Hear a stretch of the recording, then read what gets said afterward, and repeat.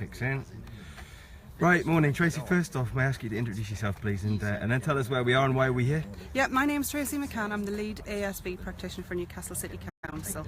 The reason we're here is because we've identified a bit of a problem with drug-related litter in the Byker area. It's a multi-agency response. There's no right or wrong answer to it. So I've called a load of partners together today to try and come up with some short, medium and long-term plans to resolve the issue and look at how we can help everybody involved. So first off, where exactly are we? We're in the park just past the sort of Toffee Factory Bridge, aren't we? We're in St Lawrence Park, right, which borders the Hadrian Cycleway. And who are we here with?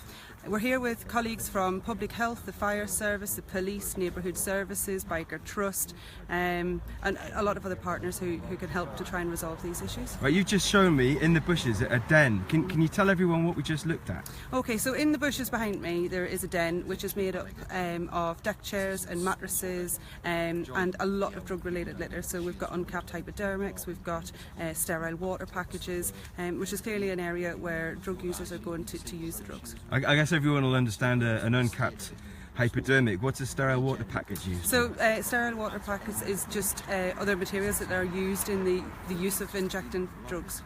And I think everyone in the city's probably seen people on the lethal highs, spark out all over the place. Yeah. What drug use are we looking at here? Is it a mixture of So stuff? at the moment we think it's a mixture of spice, cocaine and heroin, but that's matters that are still being investigated by the police. And so what's the effect of this been? I mean, this is a park where kids play. What's happened? Yeah, so we had youth provision in the park ran by Hat Trick that we've had to postpone for the time being because of the dangers of uncapped needles in the area, and it's having a really big impact on the businesses. There's a garage just across the road and he's saying he's really suffering because this is quite an open problem. Yeah. Open problem, what does that mean? So people are openly injecting in public. His customers and people that are coming to his garage are often, he reports seeing people coming in and using drugs quite openly. And I mean, this is right on the doorstep of the wall, isn't it? So you've got loads of kids living here too. Yeah. This would be the park they would play in ordinarily? Yeah, this is a really well used park. There is a play park with slides and things in the bottom part of this park, yeah. And I mean, a horrible subject, but I mean, is it dangerous for them if you've got these needles sort of hypodermics? Oh, without a doubt, yeah, very much so. Which is why we've got such a great multi-agency response today to try and resolve this matter. So what are we going to do? Well, we're going to have a walk around, look at the areas, and then we're going to put some action plans in place. I don't know what those actions will be. That'll be looking to the specialisms of my colleagues to help with that. Okay, and what we've seen, just to say again, it's a tunnel into some bushes. It looks like the kind of thing I'd have played in when I was a little kid, playing around in the bushes. Yep. If there are these kind of dens elsewhere in the city, what should people do? People should report it. Yeah, they should report it to the council and we will forward that on to our partners who need to know about that. We've got drug outreach services, we've got rough sleeper services who are really interested in knowing where these things are. Grand. All right, well look, thank you very much for speaking to us. I'm going to just walk the camera into the bushes there. It may be too dark. Would you be able to see if one of the police officers might have a word with us when I come out the bushes? Yeah. Right.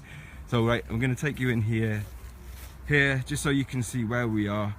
I'll walk you up onto the corner of the road. So it's the road that leads up to the entrance to the Byker wall where the old Byker pool was. That's just up that road there. We've got the park entrance here. You'll see everyone gathered around, and literally just inside the entrance to the park, where I've had my daughter playing in here. You go into the bushes here, and we are looking at this trampled down vegetation everywhere. Then you've got masses of rubbish. You can see here little bits of cushions and things for people to sit on. And then, it's like something off Grange Hill in the 1980s, you've got smashed glass, hypodermics, empty packets, more hypodermics there. Glad I got my boots on. All of this mess right in the middle of our city, right in the middle of a park where children should be able to play safely. So this is one of the little dens we've got here in the park. If we come back out the bushes, I'll swing you around. We'll see if we can go and have a chat with one of those police officers. Hello sir, are you willing to have a quick word with us? So, this isn't very nice, is it? No, my name's Paul Duncan. I'm a neighbourhood sergeant for the Byker area. And as you can see from what the footage that you've just taken, we have evidence of needle usage in here, evidence of people sort of relaxing in here, people gathering in here, drinking alcohol, taking drugs, and unfortunately leaving that debris behind. Yeah. What we've been trying to do for the past few days is get to some of the dealers. Right. So we've executed a number of warrants in the Byker wall. We have made some significant fines without going into great detail. Yeah. But the work must continue. Yeah. We need to continue dealing with the dealers, but we need to discourage the users as well. And that's why we're here today, to show everybody the problem that we've got, to try and look at ways of problem solving, cutting back the foliage, trying to get waste disposal people in here, Yeah. and trying to discourage the users from coming into places like this. Really, we want the users to use the needle exchanges. I mean, this is, you know, right in the middle of some bushes in the park. Is this, people been using drugs forever? Is this a new thing? How many people are we having gathering doing this kind of stuff? Because within the city, I think everybody would probably have seen recently the kind of people who are on the spice and whatnot. It seems very visible. Drug supply and drug use isn't new. The legal high situation or the NPS situation changed recently with a change in the law, now making these things illegal. But the overt, I know we're in a den here, but the overt use of illegal substances, narcotics and drugs at legal highs, that is fresh, and we haven't in Byker experienced anything like this on this scale. And that's why we're trying to get into the dealers, gather intelligence, but most of all, we need residents to tell us about these places. You know, then we can deal with it as a multi-agency. It's not just for the police, it's not just for the council. It's everybody's responsibility, really.